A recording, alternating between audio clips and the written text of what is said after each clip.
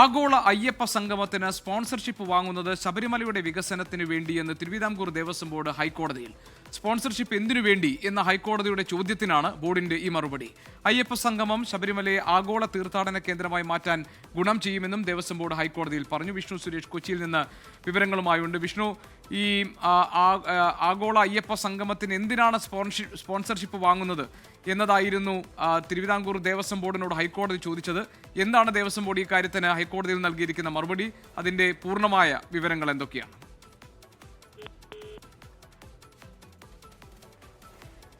സ്പോൺസർഷിപ്പിന് sponsorship വാങ്ങുന്നത് ഈ ശബരിമലയുടെ വികസനത്തിന് വേണ്ടിയാണ് എന്നതാണ് തിരുവിതാംകൂർ ദേവസ്വം ബോർഡ് ഹൈക്കോടതി അറിയിച്ചിരിക്കുന്നത്.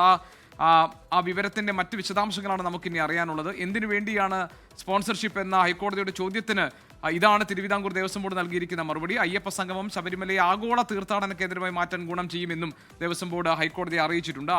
എന്തൊക്കെ കാര്യങ്ങളാണ് ദേവസ്വം ബോർഡ് ഈ ചോദ്യത്തിന് മറുപടിയായി ഹൈക്കോടതിയെ ധരിപ്പിച്ചിരിക്കുന്നത് എന്ന് നമുക്കറിയാം. വിഷ്ണു സുരേഷ് വിവരങ്ങളുമായി നമ്മളോടൊപ്പമുണ്ട്. വിഷ്ണു, പറയൂ.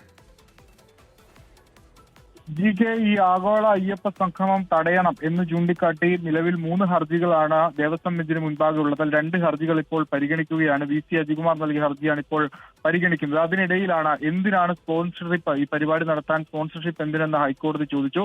അതിന് മറുപടിയാണ് സർക്കാരും ദേവസ്വം ബോർഡും ആദ്യം നൽകിയത്. നേരത്തെയും ഈ സ്പോൺസർഷിപ്പ് ശബരിമലയിൽ കൈപ്പറ്റിയിട്ടുണ്ട്, സ്വീകരിച്ചിട്ടുണ്ട്. ശബരിമലയുടെ വികസനത്തിന് വേണ്ടിയാണ് സ്പോൺസർഷിപ്പ് കൈപ്പറ്റിയിട്ടുള്ളത്. ഏകദേശം 1300 കോടിയുടെ മാസ്റ്റർ പ്ലാൻ ശബരിമല വികസനത്തിന് വേണ്ടി തയ്യാറാക്കിയിട്ടുണ്ട്.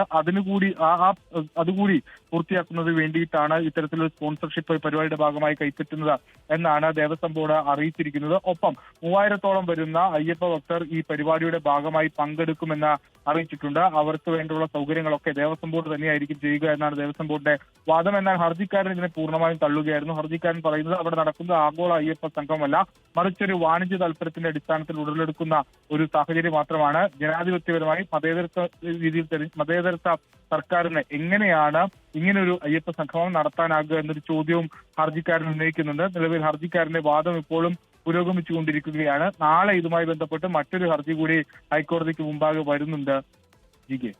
ലോകത്തെവിടെയായാലും ഏത് സമയത്തും 24 വാർത്തകളും ഓഗ്മെന്റഡ് റിയാലിറ്റി പാക്കേജുകളും എക്സ്പ്ലെയിനറുകളും വിശദമായി കാണാൻ ഞങ്ങളുടെ യൂട്യൂബ് ചാനൽ നിങ്ങൾക്ക് സബ്സ്ക്രൈബ് ചെയ്യാം.